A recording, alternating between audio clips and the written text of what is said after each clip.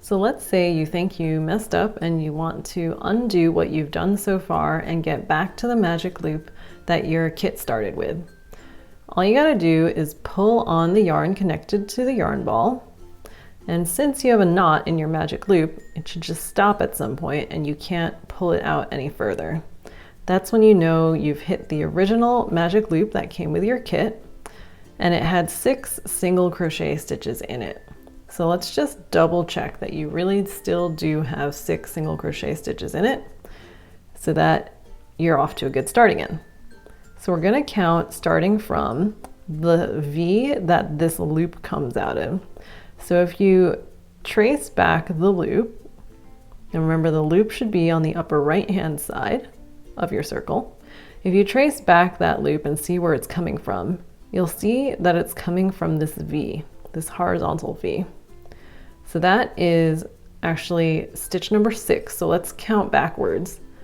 So let's move over and we see the next V, that's number 5, 4,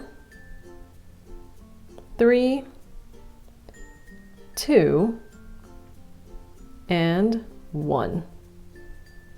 Great.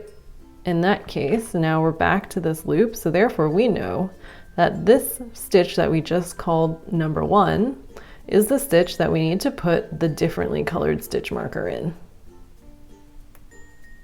Like so.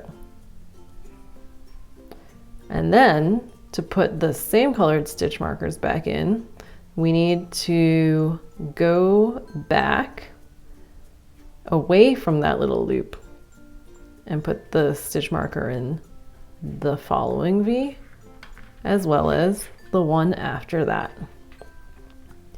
So now you should have stitch markers in 3 of the V's of your original magic loop, and then you should see another 3 V's that have no stitch markers in them.